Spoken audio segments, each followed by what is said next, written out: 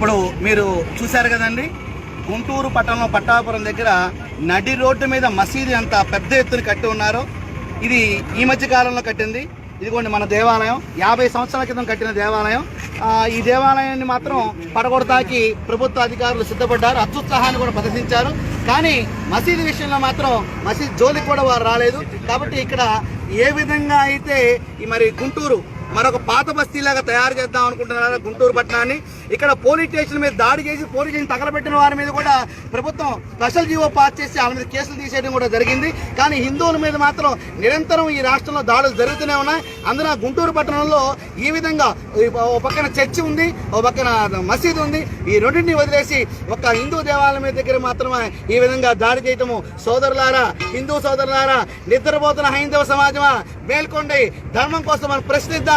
మేము సైతం అంటూ ధర్మం కోసం ముందుకు రావాల్సిన బాధ్యత మనందరి మీద ఉంది. ఇక్కడ విశ్వ హిందూ పరిషత్, బజరంగ దళ్, భారతీయ జనతా పార్టీ, వివిధ హైందవ సంఘాల సమాఖ్య వేదిక, మరియు వివిధ వ్యక్తులు, విశ్వధర్మ పరిరక్షణ వేదిక అందరం కూడా మేము పాల్గొనున్నాం దీంట్లో. కావున ఈ యొక్క ఉద్యమాన్ని అశోక్ కుమార్ని సస్పెండ్ చేసే వరకు మేము దీన్ని కొనసాగిస్తాం. అది 1 రోజైనా, 2 రోజులైనా, 10 రోజులైనా, 40 రోజులైనా ప్రభుత్వం దిగిరావాల్సిందే, ఆ అధికారిని సస్పెండ్ చేయవలసిందే. అదే ఇప్పుడే తెలిసింది, అతను ఎస్సీ కులానికి చెందిన అతను అని చెప్పేసి కూడా తెలిసింది. అంటే హిందూ దేవాలయాల దగ్గర ఇతర మతస్థులు తీసుకొచ్చి దాడులు చేపిస్తారా?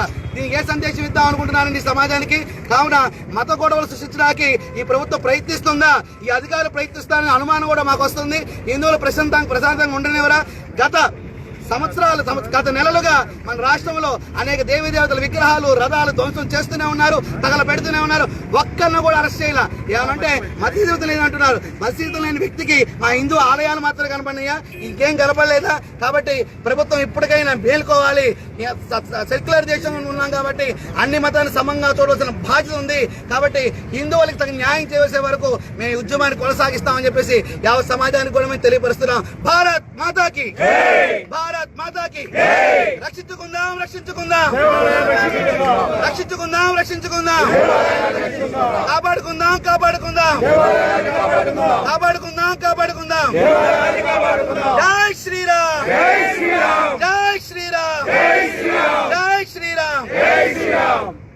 సస్పెండ్ చేయాలి వెంటనే, అశోక్ కుమార్ని సస్పెండ్ చేయాలి, అశోక్ కుమార్ని సస్పెండ్ చేయాలి, అశోక్ కుమార్ని సస్పెండ్ చేయాలి, అశోక్ కుమార్ని అరెస్ట్ చేయాలి, అశోక్ కుమార్ని వెంటనే అరెస్ట్ చేయాలి, అశోక్ కుమార్ని వెంటనే అరెస్ట్ చేయాలి, అశోక్ కుమార్ని వెంటనే. ఏ పర్మిషన్ లేకుండా గుళ్ళోకి ప్రవేశించి విగ్రహాలు కదిలించేటువంటి